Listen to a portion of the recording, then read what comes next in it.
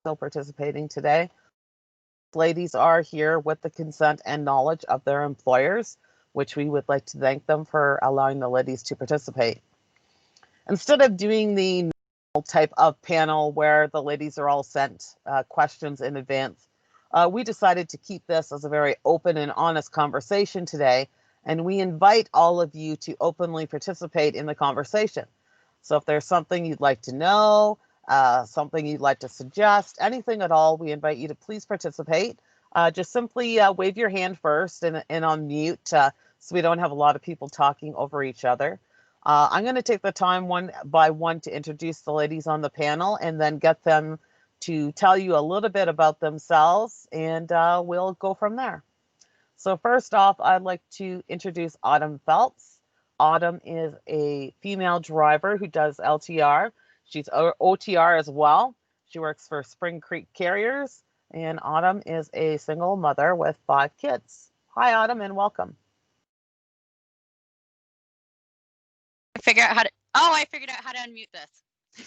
Hi, I managed to make it and parked on time. I'm impressed. Oh, it did. Is that working? Yep, you're on, Autumn. Okay, I'm really not that good with technology, so I'm going to try to figure this out. So could you maybe tell everybody here a little bit about yourself, about your kids? Yeah, so my kids, my oldest is 13. My second just turned 12. Then I just had a birthday for my 9-year-old. My daughter is going to be 11 in November. And then I have my 4-year-old in December. So they keep things interesting. So I was a stay-at-home mom, just working part-time jobs here and there and everything else. And then I had an opportunity through my ex-fiance to start getting my A, and we were supposed to team together, but that never really worked out. But yeah, I ended up taking the A, and it's been an amazing opportunity for me. And for the kids, it's given them, well, me a lot more income to do things with them and just the benefits. And I'm with an amazing company that really helps out with making sure I'm home when I need to and everything else. So how do you find it is juggling being a single parent, being out on the road? What kind of supports do you have in play, either at home or through your carrier? I have amazing supports. If it wasn't for the supports that I have, I wouldn't be able to do this job. My ex-husband, when I was in school, I had asked him about how he felt, and is a 9-to-5 job where he's a supervisor, so he can change his schedule around. So the first thing he said, he's like, well, if we were still married, I'd tell you to go for it. And why should that be different now that we're not together? So he helps out a lot. Our parents help out a lot.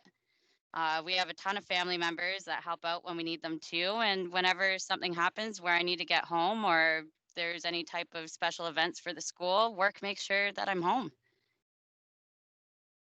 My work has been absolutely fantastic, making sure I'm home and being able to stop when I need to, and they're really accommodating, which is really nice. Excellent. So Nicole, are you still here? I think I seen where Nicole was here and then looks like she's gone again.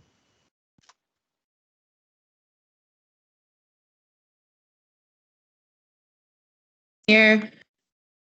I'm here. Hi, Sam. Do you want to introduce yourself and tell everybody a little bit about you and what you do? Sure. My name is Samantha Napier. I've been in the trucking industry for about 6 years now. I started as a technician. I have a degree in child psychology. So I switched over after child psychology and I started in trucking. I had never held a wrench or worked on a vehicle in my life. I just thought it would be something interesting to try. I did 4.5 years in the shop. And then I was given the opportunity to try service writing and fleet managing. So I thought I'd take that opportunity. So I'm currently in that position now. I wrote my red seal. I was unsuccessful, unfortunately. I missed it by 1 point, and then COVID happened. So I am still studying and acquiring to get my red seal as well. I turn wrenches on the weekends, and I fleet manage and service right through the week. So that's my story. So Sam, how did you all of a sudden go from being in childhood education to even thinking about a job in trucking? That's a good question. I have 2 horses and I needed a viable income, something that was going to help me accomplish the lifestyle I wanted. Childcare was great and it was rewarding, but unfortunately the pay is not near as desirable as it should be. So I looked at other options that I could take in school part-time while I worked through university or college. I actually did what's called a direct intake program. So I didn't go to school at all. I worked for a year and then went to my block training for 6 weeks. And I did that for 4 years. So that's kind of where I got to.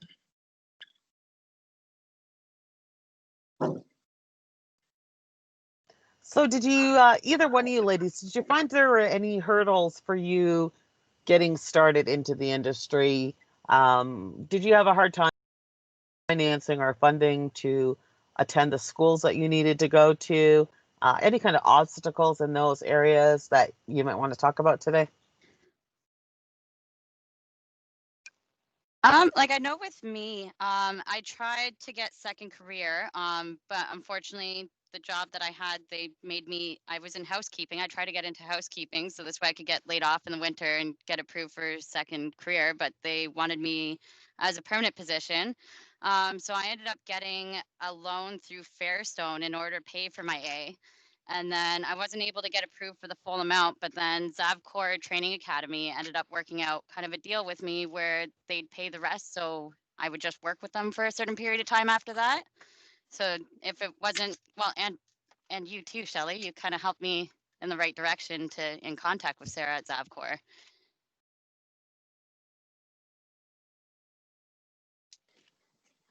So for me, I didn't really have to pay for school. The way we do it here in Nova Scotia is if you do a direct intake, I worked full time and then I take 6 weeks to 8 weeks off to go to my block training. The company I'm with, Nova Trucks, they're really great and they supplement your income. So while you're at school for 8 weeks, you claim unemployment and then Nova will top up your wages. So during my technical training, we never actually had to pay anything because in Nova Scotia trades are free now. So that was very helpful. So Autumn, is there anything that you can think of that would make our industry more attractive to young people? And any suggestions on how maybe we should be working towards recruiting them into our industry? Um, I think there's probably like a few things that we could do. Like I definitely think more companies with what my company is doing with being flexible with home time and trying to find runs that kind of work with people's home lives. I think that would definitely attract a lot more people into it. Because a lot of people don't want to be stuck out on the road for 3 weeks at a time or gone all week and missing home life. So I definitely think finding like a balance between home and road would attract a lot more people. And just trying to make it a little bit more accessible, like especially in Ontario for getting funding for the school. Sam, is there anything you'd like to add to that? The funding is definitely a big thing. I find like from the technician side of it, like going through high school and university, like trades were never really pushed. I know that there's being a shift on who is ideal for the trades, and the like getting into it, everyone always said to me like, what makes you want to be a technician? I always said, well, I like to fix things, or I like to take things apart, or I like to break things, depending on how you look at it. So I think just like going into high schools and like telling more females or even more young kids that like this is a viable option and you can make a good living out of the work that we do. I think a lot of people are just unaware. You know, quite often we get messages to our Facebook page saying or asking about how safe it is for ladies out on the road, or how safe it is to be a diesel technician because we're in a male-dominated industry. Has there been any time that either one of you ladies have felt unsafe in the job that you do? Anything you do in particular to make yourself more safer while you're on the job? I've had a couple instances on the road where there's been a couple interesting scenarios. But most of the time, like one ended up happening a couple weeks ago when I contacted my work. It was at one of the deliveries I was at. They contacted the other transportation company and kind of took care of it on their end. And then another one happened at a truck stop probably like a year ago. It was another person that was in there, but then all the other truckers ended up kind of looking out for me and escorting me into the building and kind of made sure that I was safe. Both those were kind of really isolated events.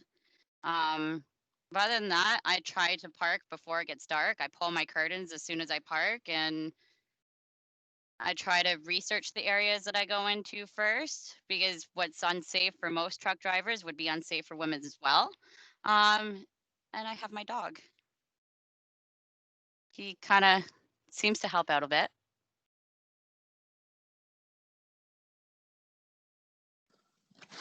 For me, it's more like the job itself. As we know, like females are built very differently than males. We're just as capable, but we've got a different physical makeup. So it's like knowing your own strengths and your own weaknesses. And it took me a really long time to gain the strength to swing a 20-pound sledgehammer. But knowing that I could start with a 5-pound and then work my way up to a 20-pound, it's all about like knowing your body in our industry, I guess, and like knowing your limits. I often went to the gym starting out so that I could build the strength I needed to do my job comfortably. There's a lot of heavy lifting and bending and hitting and stuff like that. So it's just being very cautious about like the actual job itself, but it's, in my eyes, it's no more dangerous for males than it is for females.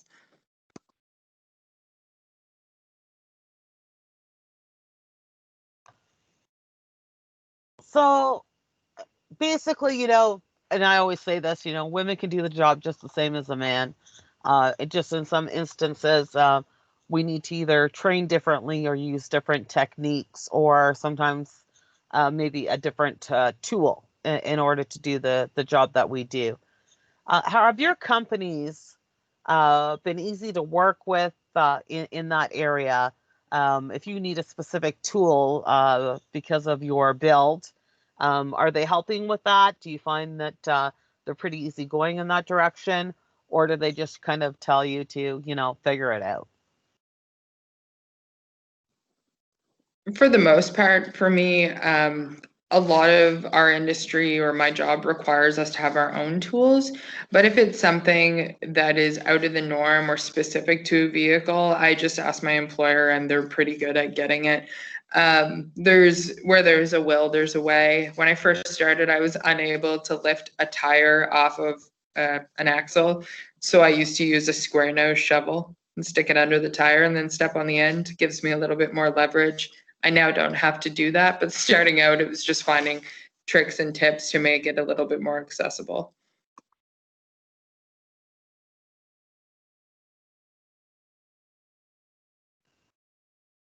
Have you found any difficulties, Autumn? Um, when I was doing containers, I found a little bit of difficulties just because a lot of the container holders were really hard to open and close. So my work actually went out and made like a bar that I could put onto the handles to give me that extra little bit of leverage to close the doors. With Spring Creek, there's really not that much difference between what I do and what the guys do. Um, so that part's kind of fairly easy. Like we just kind of need the pump card, and most of the time, like the issues that I've had, I've been able to figure it out myself. Like yesterday, I was actually debating about putting load bars at the back of my trailer to slide off a 300-pound ceramic kitchen counter because there was no dock and no forklift. So you kind of come up with different ways to figure things out to get it done. But I think the guys would have probably done the same thing.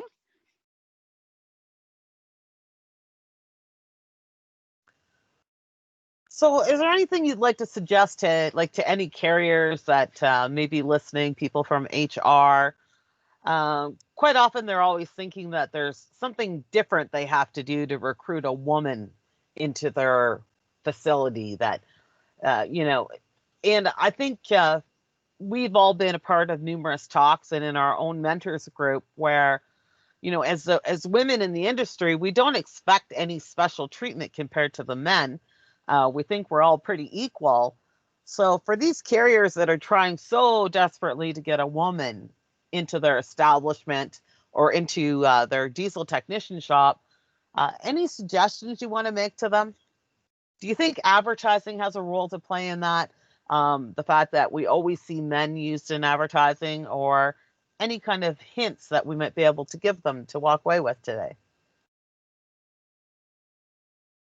I definitely think like having with their advertisements like more women in the driver's seat and everything else will help, because I find like talking to other female drivers and everything else, they find that a lot of different companies have that masculinity attached to it, where they don't feel like they'd quite fit in, or they'd feel like they'd be treated different because they are a woman.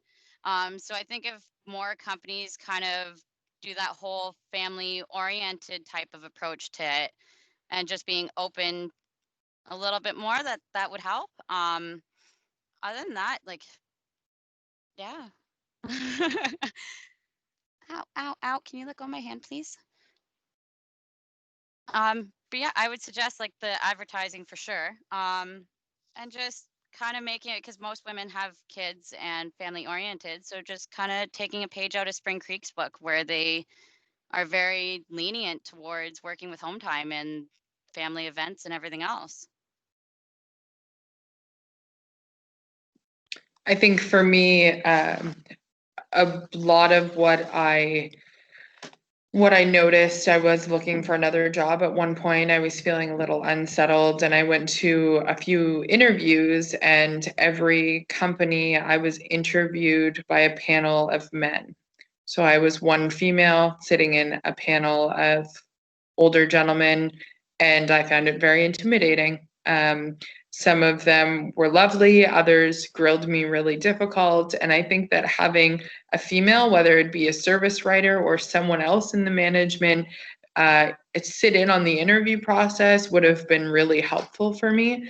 I understand that sometimes that can't always happen, but if it is able to happen, it would be a huge advantage to myself, in my opinion.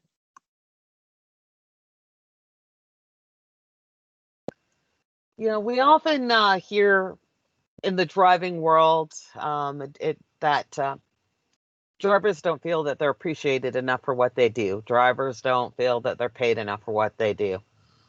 When it comes to more things for appreciation, do you think companies would benefit more from maybe having some kind of functions throughout the year that celebrated not just their drivers, but their family as well?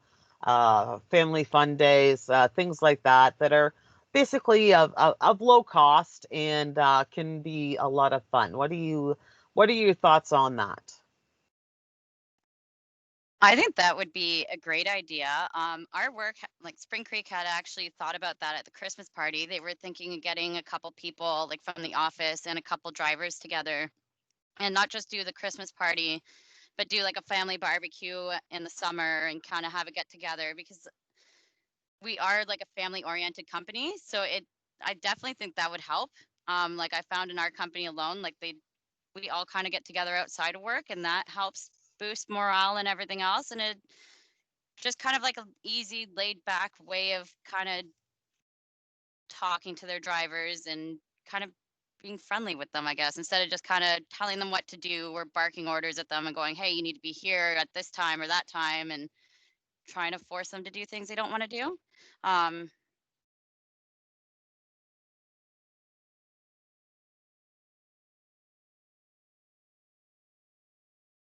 Sam, any thoughts? I think we've lost Nicole. Yeah, I think like family, I mean, our industry is a little different. Like, yes, everyone has families and lives outside of work that they would like to see included. We have a social committee that tries to do some type of activity like 2 or 3 times a year, which normally seems to go pretty well, but it's always for people in our workplace and never our families. I've worked with the same guys for 6 years, and I can honestly say I've never met any of their wives or children. So it would be nice to see the family side of it. So I think having certain type of events like that would be very helpful for companies.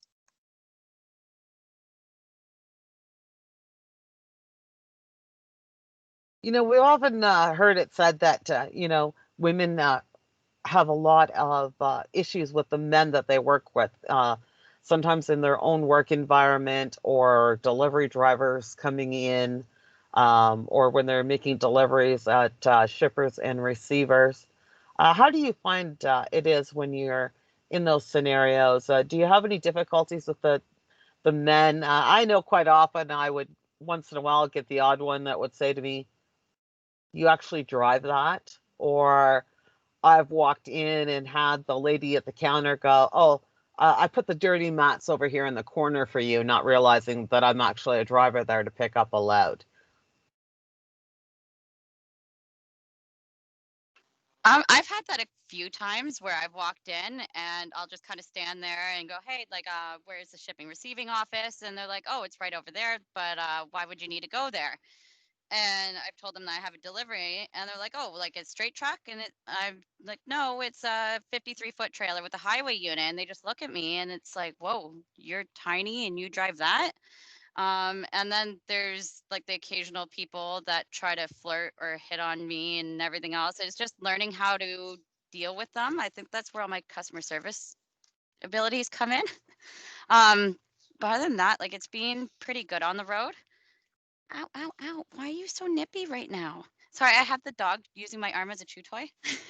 But yeah, most places are pretty easy to get along with. I haven't really experienced too much with, like, even in the workplace, everybody kind of looks out for each other as family, which is kind of nice.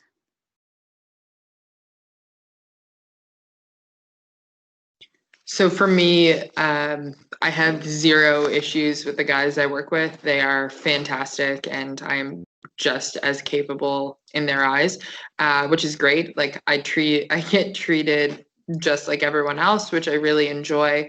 Um, a lot of in my tech life, I didn't really see drivers. They would drop their truck off, I would bring it in, fix it, and return it, and then they would get it.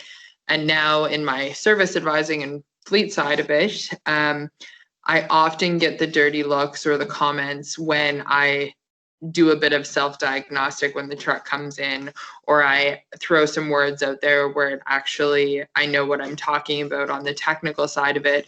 When I tell people that, oh, I can come out and take a look at it, and they stare at me and I say, oh, I'm an apprentice, or I'm a 4th year getting ready to write my red seal. They're like, oh, you are? So then there's that misconception that because you're a service writer, you've got no technological skills, which sometimes is true. But in my case, I have the shop work as well as the desk work. So it's been interesting navigating on that side. But it's also been really helpful. So then I have more difficult clients or cases, and I can explain the technical side of it to them, to their fleet managers, and then we're able to accomplish something much faster. So.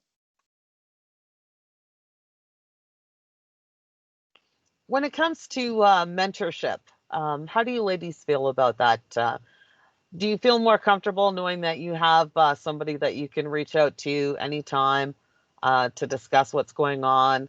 Are you more into a mentorship program at work, or do you think that mentoring with other women and men is more beneficial to what you do? What are your thoughts on that?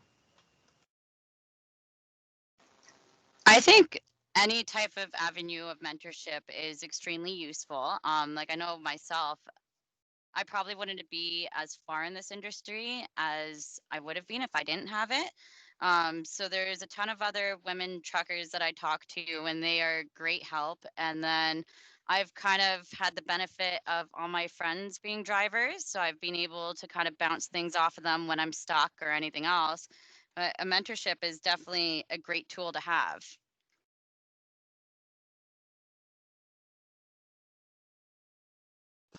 I was lucky early on to have a female mentor as well in the shop. She was fantastic. She actually went on to end up teaching the apprenticeship program. So now she teaches other people how to get their truck and transport, which is awesome.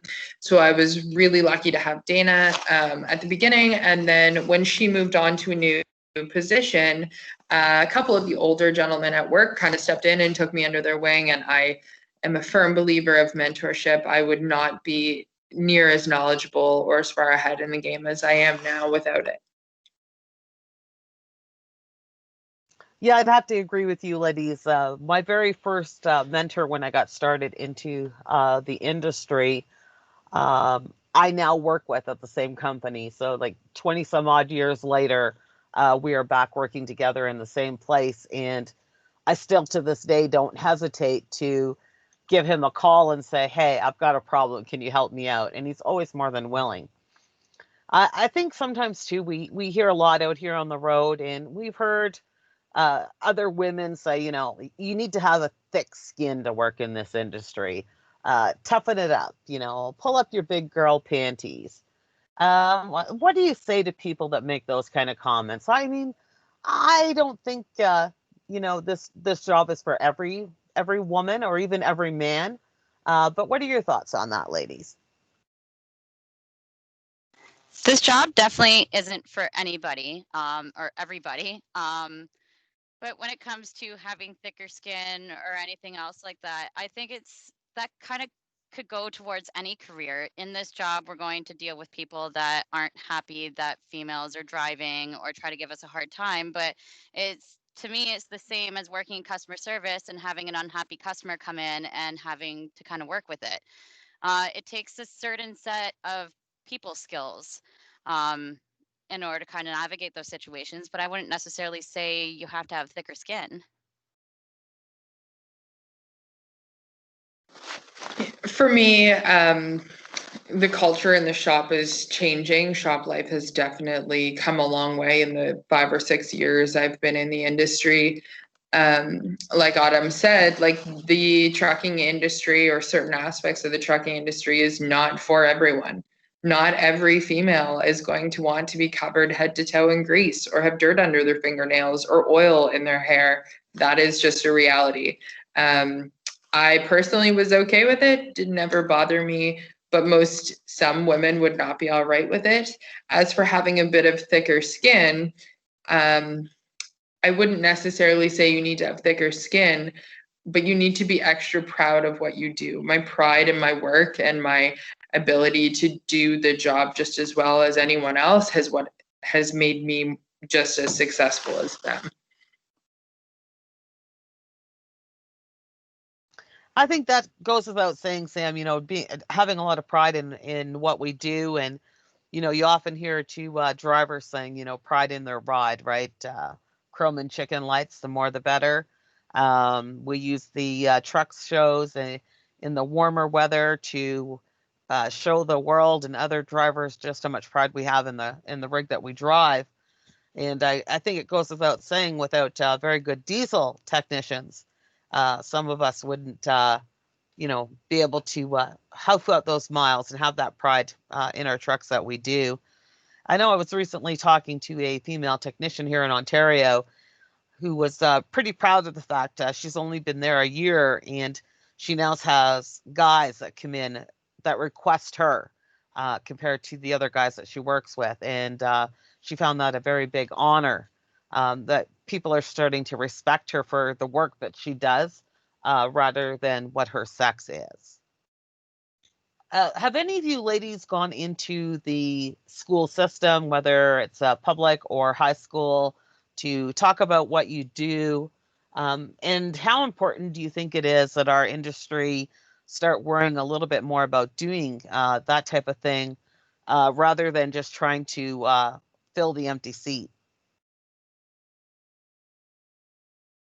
I haven't done that, but it would definitely be something that I'd be interested in doing. I think going into the school system and teaching them about our trade would be an amazing idea, because you see all the other trades come in and you learn about like woodworking, automotives, and everything else. It would be nice to kind of throw transportation in there as well.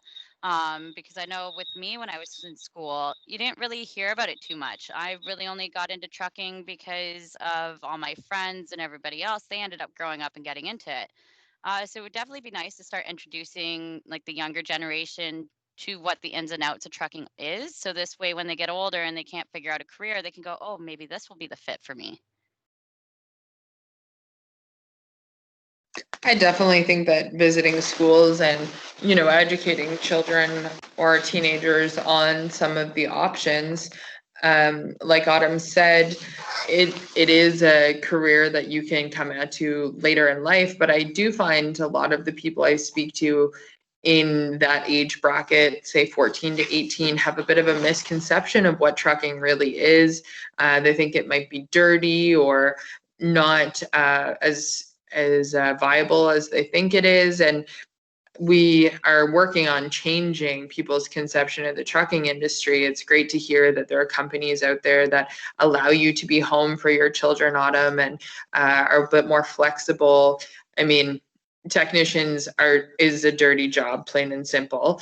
But at the end of the day, like, we have some of the smartest people I've ever met that work on these trucks. Like, they're all computer operated, and we use a very different skill set than, say, a doctor would, or we're doctors, we're just engine doctors. So telling kids that your maths and your sciences and your critical thinking are just as important in a trade as they would be in anything else. Just giving them those options is great. And I think we have Nicole back. Nicole, are you there? I'm here. Hi, Nicole. Could you let everybody know just a little bit about you and where you work? I'm currently working with Contrans Tank Group. I've only had my license now for about a year, and in March it'll be 2 years. So I'm relatively new to the industry. So, Nicole, how did you find transitioning over from vans to tanks? How was that experience? Anything funny to share with us? Well, it was definitely a lot different. That's for sure. The support, though, that I had from Contrans was amazing. Whether it was from current employees or my managers or my dispatchers, everyone was really, really helpful. I did find a lot of it was kind of figuring things out on my own, but it also gave me the opportunity to learn a lot from myself. But yes, I will say the first month was a little bit of a struggle, but I think I've got the reins of it now.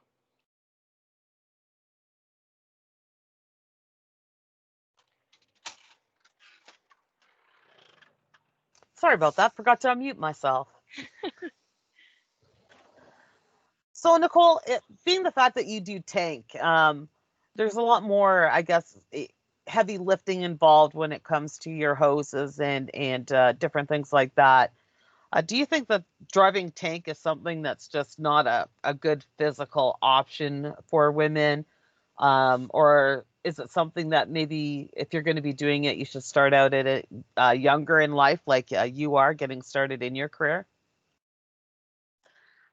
I would be lying if I said that I never had a moment where I felt like I couldn't do something. I remember one day I was offloading some clay and I had my hose blow off.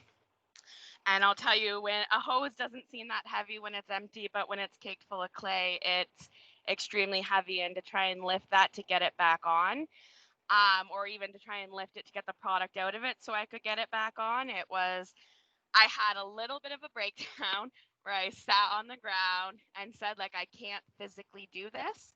But I ended up using my head instead.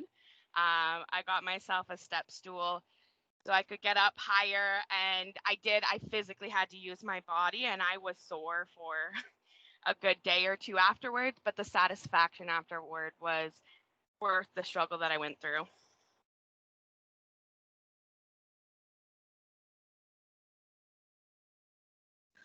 So we asked this question a little bit earlier on of the other ones on the panel, Autumn and Sam, but how important do you think mentoring is in our industry? And have you found help through a mentorship program that you would recommend to others? I think it's really important, and I think that I wouldn't have been able to get through the early stages of my career without all the support that I had. I did have to do a mentorship program with Hindman, basically just teaching you the ins and outs of their aspect of the industry and teaching you, because I was starting off as a brand new driver. My mentor definitely helped give me a lot of confidence going out onto the road by myself. And then just my experience with you as well, to have other women in the industry to be able to go to when you have questions, or you kind of need to vent because other women understand more what you go through. When it comes to safety, Sorry. when it comes to safety in, oh, sounds like she's at a delivery. Sorry. That's all right. No worries. When it comes to safety in our industry, ladies, do you think that there's enough safety training going on? We don't want to get into a case here where we're bashing any companies here, please and thank you. But what kind of suggestions would you make to anybody that might be on the call as to what you think should be in the benefit of safety? Do you think there's enough of it going on? Are we having the right kind of safety meetings? What kind of suggestions would you make in those areas?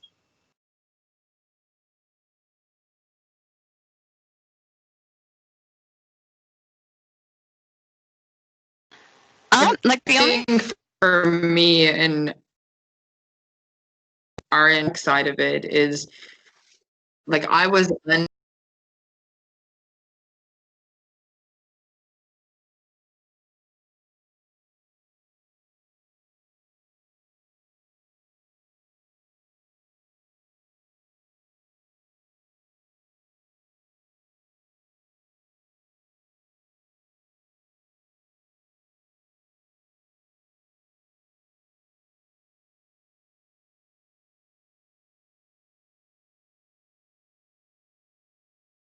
Oh, I don't know if it's just me or we having some technical difficulties. Autumn, you still there? Sam? Yeah, I'm still here.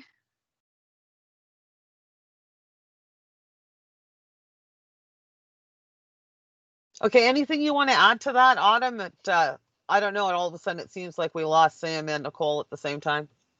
Yeah, it kind of went all crackly, and then it just went weirdly quiet. I think the only thing that I could suggest for safety measures and everything else would be more what to do in scenarios if, like, the worst case was to happen as, like, a female. If there's, like, an aggressive male that approaches and everything else, you don't have time to get your phone or call the police. Like, what do you do in those aspects to protect yourself?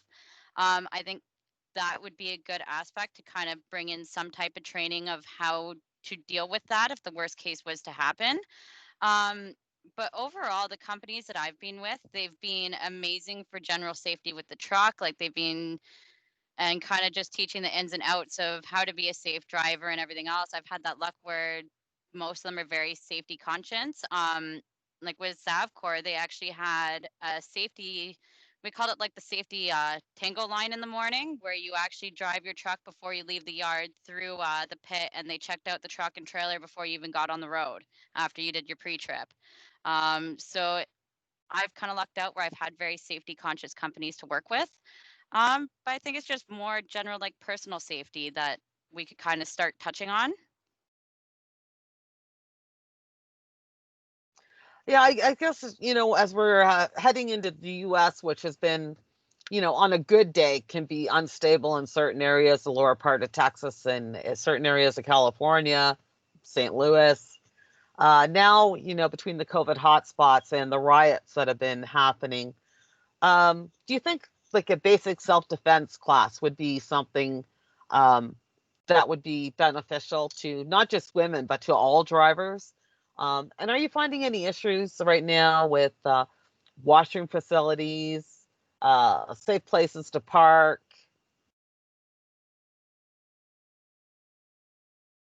A self-defense course would probably definitely be beneficial. I can't see any harm coming out of introducing something like that, especially for men as well, because I've heard from my male co-drivers and everything else, they've had instances happen too, just with egos getting involved and everything else with other drivers.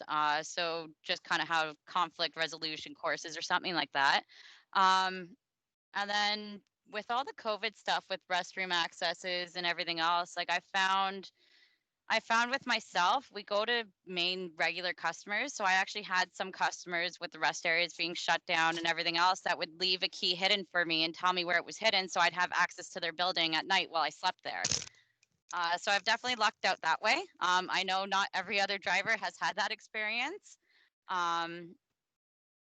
So for me, for the most part, it's been kind of business as usual. Well, that's great to hear. And my apologies, everybody, but we seem to be having difficulties. It looks like we've lost both Nicole and Samantha today. Unfortunately, that's one of the issues with using an online forum. Is there anybody that might have a question or two that they'd like to ask Autumn? Anything you'd like to know in particular?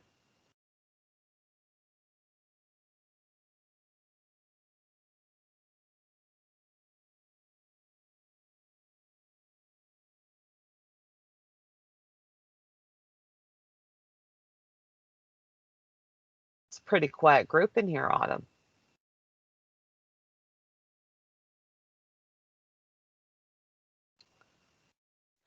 Yeah, it's the joys of trying to do everything online and all the different quirks and technical issues.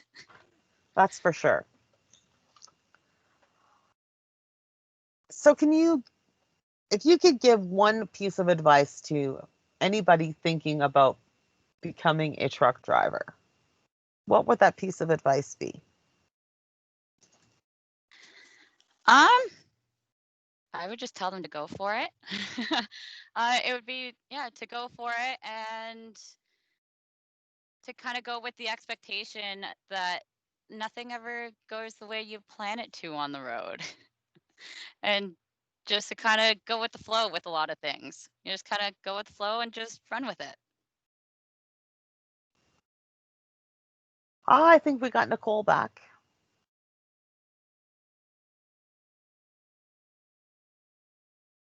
Nicole, I'm back. Okay, there you are. I apologize for that. Oh, no problem. We know you're on the road and we appreciate you trying to take time out of your work day to participate in this. No problem. If there was one piece of advice you could give anybody thinking about becoming a driver, what would you tell them? To never doubt yourself, because it can be an experience that can change your life. There's definitely moments that you'll feel like it's hard, but the saying, the reward is worth it. Like it could be the best decision you make in your life. Now, we often see and hear about a lot of industry events that are going on. And a lot of times drivers can't even attend these events because they're held in the middle of the week. They're at locations that you can't even get your truck into. How important do you think events of that nature would be to a driver? Do you think we could get drivers to start coming to something if it had some kind of benefit to them and had truck parking? I definitely think truck parking would be greatly beneficial. Like talking to a few other drivers, and including myself, there's a few events that we would like to go to, but just being in the middle of the week and we're on the road and everything else, if that makes it a little bit difficult to go to. And then when you're kind of when it comes down to it, it's okay, well, I could be working and making money. And that's usually the one that ends up winning. So I think finding it more on like the weekends and doing events that way would maybe get more drivers coming out, because then it doesn't really cut into our road time.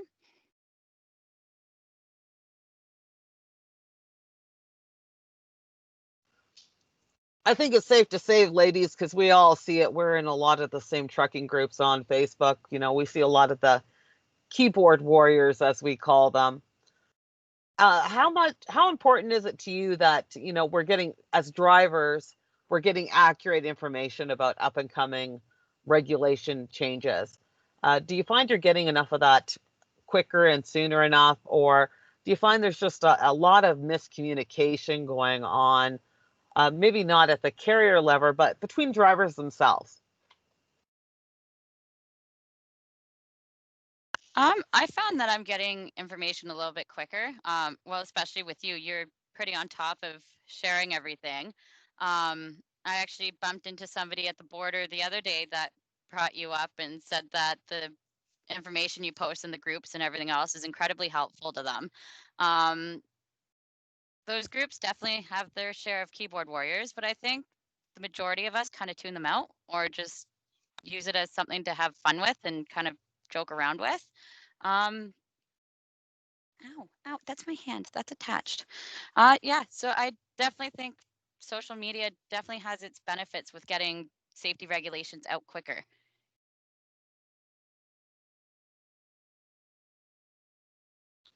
Nicole, you got anything to add to that? Samantha? Yeah, I find with a lot of these trucking groups, um, everybody has their own opinions, and unfortunately, they like to associate those opinions with facts.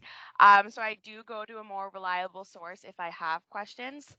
Actually, the Women's Trucking Federation page is one of the first places I go, or like CDL Life or Freight Waves or something like that if I'm looking for factual information or actual help rather than going to these groups. Just like Autumn said, they're more of like a entertainment, I guess, these trucking groups on Facebook.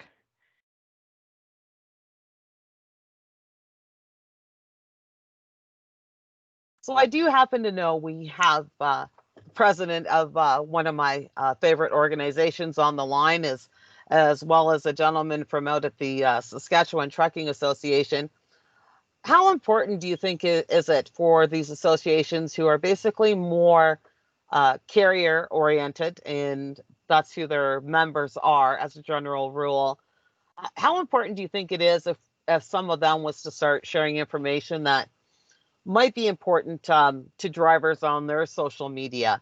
Would that be something you'd like to see, because it would be more factual and correct information? Because even sometimes I have noticed that CDL Life will come out with misinformation, and then, you know, people are quickly trying to retract it.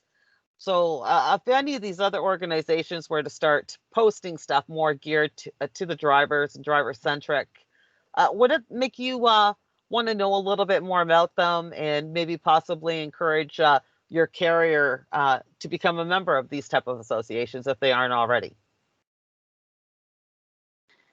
I think overall it would be beneficial, because then we kind of know on our level that there's more factual information behind it, there's research on it, which would be incredibly helpful. Sorry, I have a 3-month-old puppy and he's just apparently decided it's playtime. Yeah, I think that would definitely be beneficial for us. And it might get all the like our carriers and everything else looking into them more, because then it's more of a reliable source and that kind of helps build credibility with the company.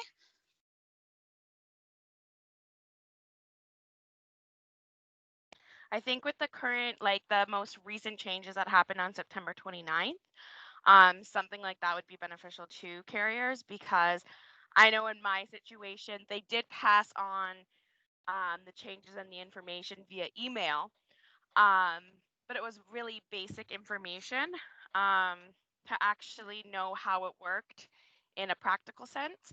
It was very hard to find that information from my carrier directly. And it's funny, I actually did turn to other truckers to try and clarify exactly what the new rules were and how it worked for us. because when I had reached out to my carrier, they had read the information but didn't really know how to put it to use. Yeah, sometimes with that, I've found that when the government puts something out, it's their own. They haven't clarified it enough, so a carrier can't even answer sometimes the questions that we have because the government hasn't been clear in the ruling. I know I'm seeing a lot in the last few days in regards to the new rules down in the US, how it affects a Canadian driver running down there, coming back up.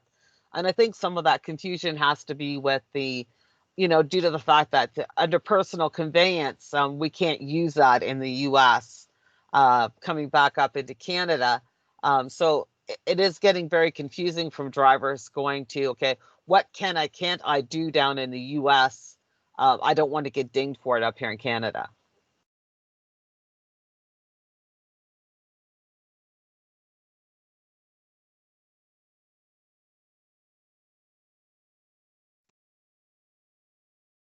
Yeah, I mean, if there was something that was able to break down um, from a driver's perspective rather than just an information, like here are the rules, here's what's going on, or here's some new information, actually being able to provide it where it makes more sense to a driver and how it could be used practically, the information. Great Yeah, I point, have Nicole. to. Oh, sorry. Go ahead, yeah, go ahead, Autumn.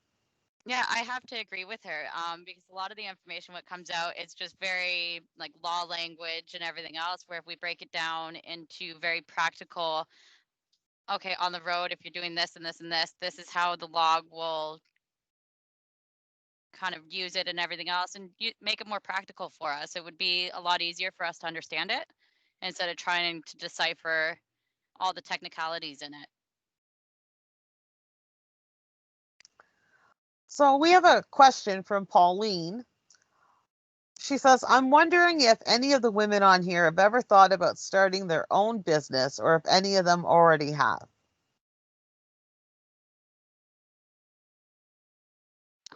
One day I would like to be my own owner operator. I started kind of thinking about that when I went to school, and with my dad wanted to own his own Kenworth and run team. So one day I would like to complete that dream for him. And it would be kind of cool to be my own boss. Oh, the option of being an owner operator has definitely crossed my mind quite a few times. I was actually very close to going to see if I was able to get a loan for a truck, but I think being new into the industry and the whole mechanical part of being an owner operator, I think is what holds me back. But I think in the future, it would definitely be an option for me. It's funny that you say that, Nicole, because like as a technician and now as a service writer, I feel for our owner operators. The amount of money that people can put into these units, that like it breaks my heart to call someone and be like, your truck needs a $30,000 engine job 3 weeks before Christmas. That hurts. So like when people ask me if I am consider opening my own business, I have to say for me, I would not. But I fully support anyone who chooses to do it.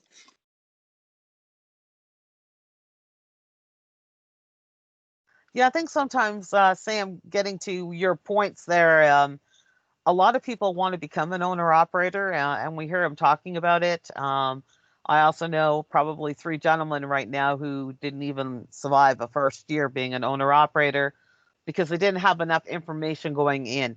They didn't know what to expect. They didn't really know that, they should have X amount of dollars saved in the bank. Some people not realizing that the warranty on the truck is not the same type of warranty you get on your car.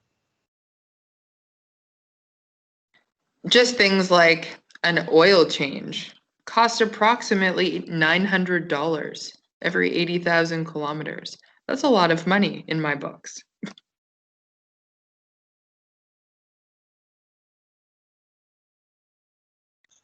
So have any of you ladies ever thought about becoming a trainer for the ladies that drive, as well as you, Sam, apprenticing somebody else underneath you once you're a red seal. Is that something that you'd want to do, ladies? For me, I definitely like to do that. Right now, I still feel really green, so I would like to get a little bit more experience, learn a little bit more of the ins and outs before I feel comfortable training anybody. But I think I'd definitely be interested in doing that in the future.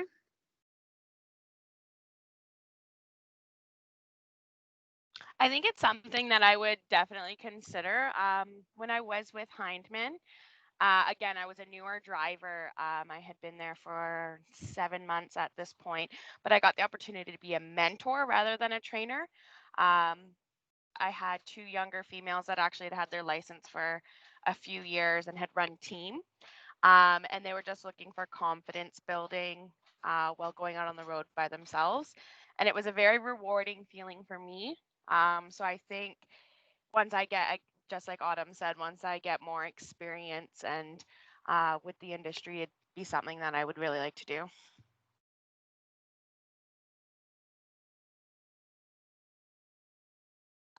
I most definitely would take on an apprentice under my belt for sure.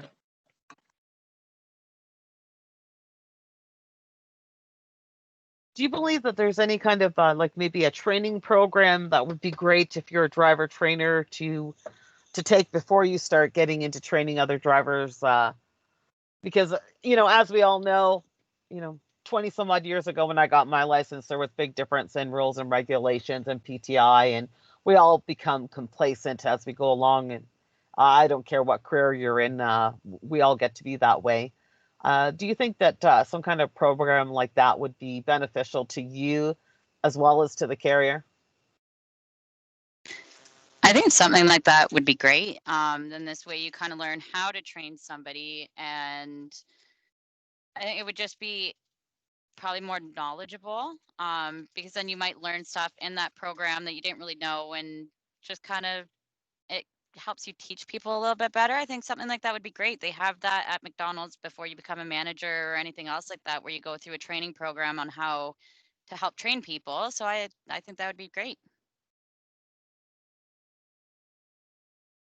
I think, again, coming from a newer driver's perspective, one of the most overwhelming things I felt when I was starting off is um, having so many different points of view where if there was one kind of uniform set just to go off of training, I know it was great for me to have many different points of view, but it was also overwhelming at the same time. Right off the bat, learning, it would have been good to have the same kind of information across the board.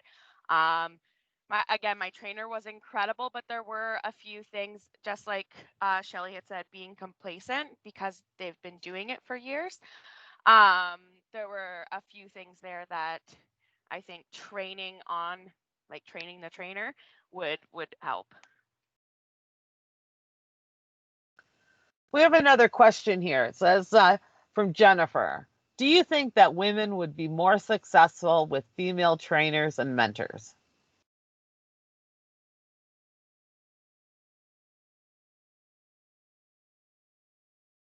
I Uh, I think for comfortability levels, it might make like a new driver feel a little bit more comfortable, especially if you're doing in truck training with them and everything else. Like I think it would help kind of ease some of the female drivers that are just starting out and make them feel a little bit more comfortable and easier to learn for them.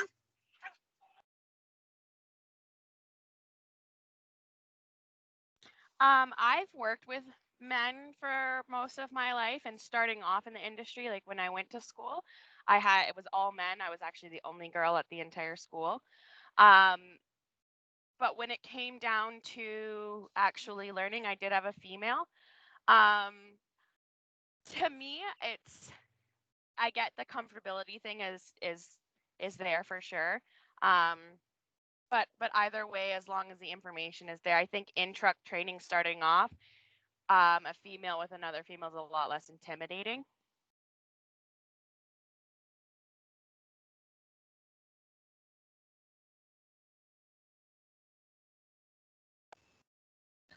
We're also hearing from a lot of women, and I know all three of you ladies are in our mentors group, so you see this posted quite often, that they're down in the Maritime provinces or they're out in BC, and they're having a really hard time getting hired because they're a newly licensed driver.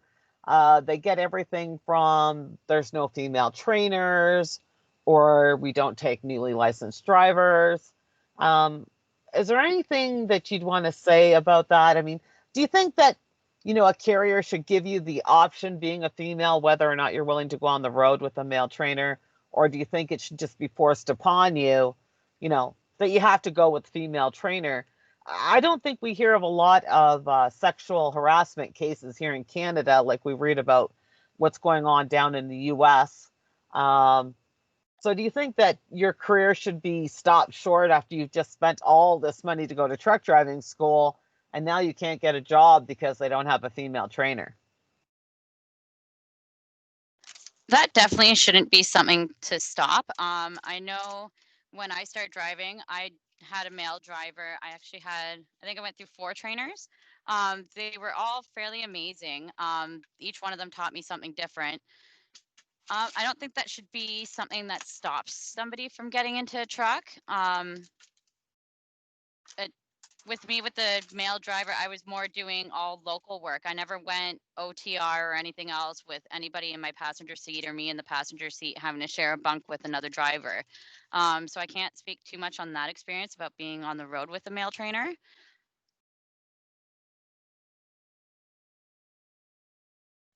At my current company that I'm at right now, I am the only female that works out of our yard. So I did have a male trainer here, and I did local work with him, just to get the feel of how things worked there. I honestly, I didn't find it intimidating. Um, they were actually incredible. All the men that I've dealt with that have trained me or helped me have all been very respectful, and I felt very comfortable in this situation.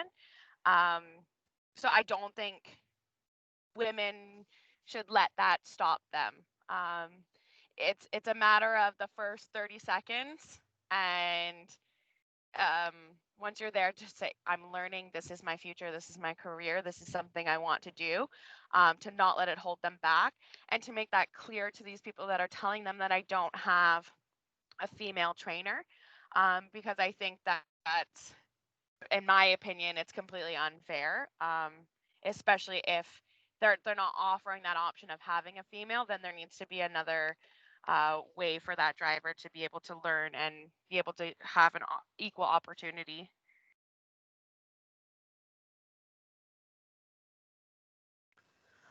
Also, ladies, it's getting almost 1:30.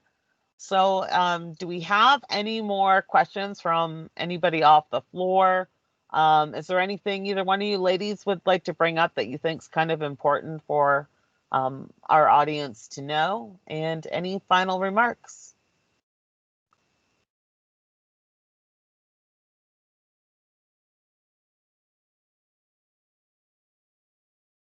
I think I would like to stress on the fact that women who are currently in the trucking industry, that have a very positive experience with the trucking industry, to express that.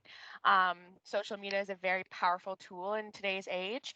Again, being only licensed for just under 2 years, the amount of outpour from social media that I've had from young females messaging me, telling me that seeing my story, watching my journey on social media has been inspiring to them and made them take that step. I just had a friend who I used to work with in an office message me and took a picture of her at the MTO. She just passed her license, and had said, watching me do it and watching the struggles, but being able to overcome it, has allowed her to have the confidence to do it.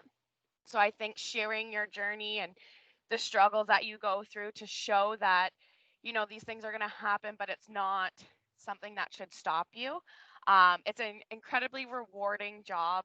Um, so to share that, you never know who's reading your posts and your information, to be able to, um, you could change someone's life just by sharing what you do. I have to completely agree with that. It would be more sharing the positivity out here, because this is an amazing field to be in. I've been doing this for over 2 years now, and I haven't felt like I've worked a day in my life since I started trucking. So I definitely think people sharing their experiences and everything else definitely has a positive impact in this field. And I think the women that are out here and killing it at it and just having their best life with it, they definitely need to keep sharing it, because as it was said, you never know who you're going to affect and what life you're going to change. All right, ladies, we have a question from Jordan. Would any of the ladies that are on the call be interested in doing further speaking engagements? I would love to. Just kind of getting out there and sharing my experiences with the road and the positive effect that it's had on my life. I would love to share that with others, because it could get more into this field, and I definitely think we need more drivers out here. Yeah, sorry, it's Jordan here. I may as well just pipe up, and I also don't mean to single anybody out, also on this call, but I have been just kind of listening here, and yeah, like Autumn and Nicole, we're in Saskatchewan working on a program called Women Shifting Gears, which is aimed at helping women get their Class 1A license, and we're partnered up with the YWCA, so it's a really cool program. And yeah, I'm just looking for like storytellers really who can come share their experience. Like Nicole, you're just saying that been doing this for 2 years. I mean, we'd love to hear that. So maybe I'll just put my info in the chat here, and if anybody wants to reach out to me, I'd really be happy to chat. Jordan, I'll be happy to pass on your contact information to the ladies. That sounds good, Shelley. Let's do that instead. Thank you.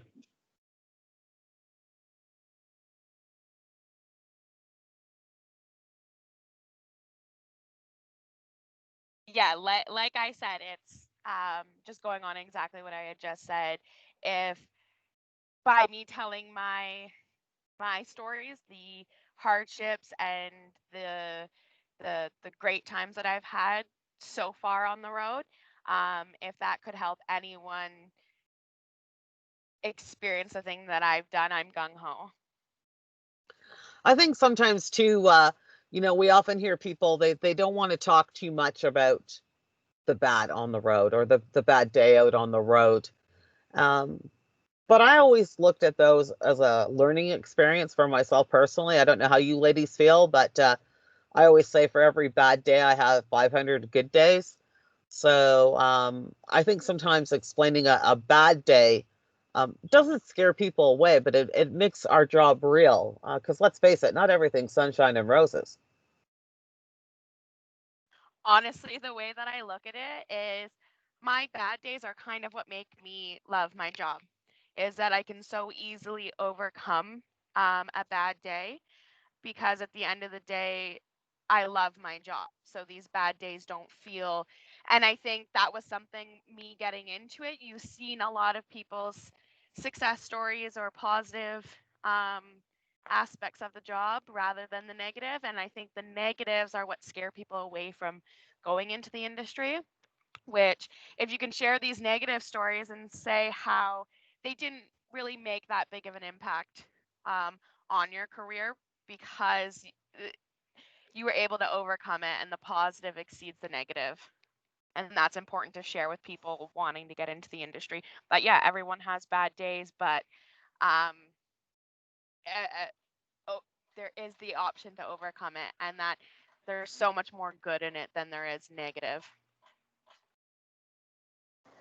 I agree with that. Like every bad day is a learning experience. And by talking about that, if another driver happens to come into that scenario, they learn from our bad days of how to handle it and how to take care of it and how to move forward from it. My bad days out here are still really good. Like there could be days on the road I get frustrated and everything else, but at the end of the day, it's still one of the best days out of my life out here. Well, I think it just goes to show, we've had the conversations in the mentors group, and somebody said, like, it took them 45 minutes to back into a dock. But we've all had days like that. You go to that facility and the trailers, you got literally 2 inches on either side of you and you can plug it in that hole, but have that shipper say to you, we'll pick a dock and back up in there. And you think to yourself, oh, I'm going to be here all day getting in this dock. Right. It just seems the way it goes. And I think it's important that we share those type of days as we get more experience with newer people coming up in the industry, because it's normal.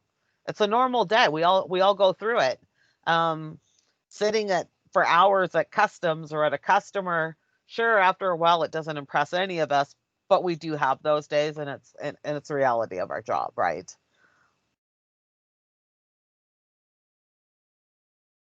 Oh, definitely.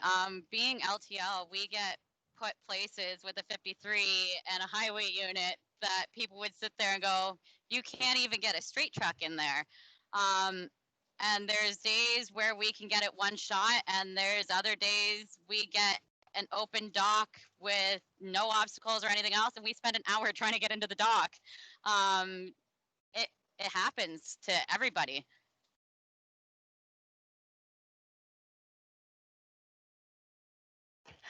I've had the exact same. I did LTL as well, and I dealt with the same things. But I think when I was starting off, I was really, really hard on myself. Now looking back, it kind of makes me laugh, and I wish that I had more people's negative experiences, so I wouldn't have been so hard on myself in those situations. Um, where I again, I felt like I was having a breakdown because no matter what I did, I couldn't get the trailer to do what I wanted, or just everything seemed to be going wrong, and I felt like it was my fault. Um, Farther into my career, I learned that that's everyone. Whether you've been doing it for 20 years or 2 months, you're gonna have those days, and you can't take it out on yourself because it's not a you problem. Everyone has those days. And I wish that I learned that early on in my career, then I wouldn't have been so hard on myself. I kind of wish that too. When I started, I beat myself up a lot whenever I made any mistakes or anything else. And there's that whole thing of knowing that you're a minority out here, that you have to do a good job, or people are going to go, oh, she's a woman, she doesn't belong out here. And I had that stuck in my head for a little bit. And now, thankfully, because of talking to other drivers and everything else, all these bad days that we have, it all happens to everybody. And it just makes our life kind of interesting on the road and gives us stories to talk about. I went through the exact same thing where I felt like if I made a mistake or if I couldn't get into the dock on the first 2 tries, that people were going to look at it that I was messing up because I'm a female, or that I'm going to be judged more harshly because I'm a woman. I think actually that gave me the motivation and the confidence to um, I no longer cared what anyone thought, because at the end of the day, I love my job and I'm not going to let other people's opinions affect how I do my job.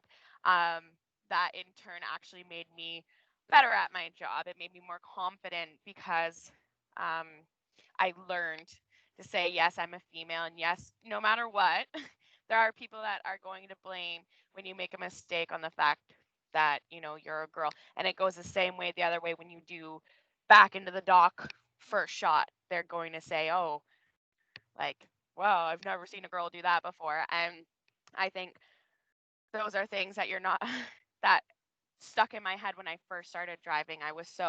That's what made me nervous backing up at a truck stop, and that I was going to be judged that I couldn't do it, or that I was having a hard time because I'm a woman. And now I look back at myself and I laugh because it's, there's a lot of support out there for women, and there's a lot of respect out there for women drivers.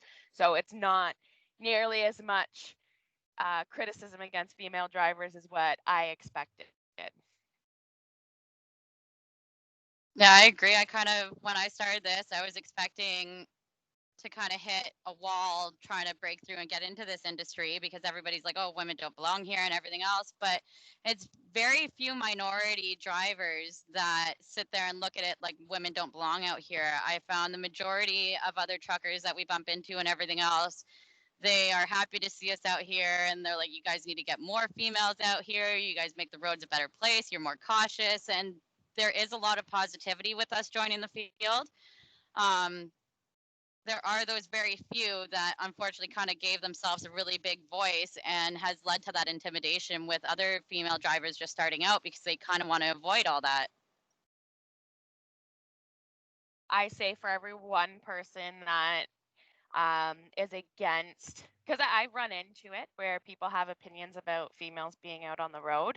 But I find for every one person you run into that's like that, you'll get 500 people who are supportive and respectful. And it's not just other drivers, it's shippers, it's receivers, it's everyone, dispatchers, your management, where you get a ton of support being a female on the road. And I think that's kind of the opposite of what you expect to go into it. Just like Autumn had said, that there's I felt like there was going to be a barrier, like a wall I was going to have to break down to get support, to get help, to have the confidence to do that. But there's been an abundance of respect and support at every level, whether it's management, your deliveries, your loading, and again, people like Shelley and things like the Women's Trucking Federation of Canada.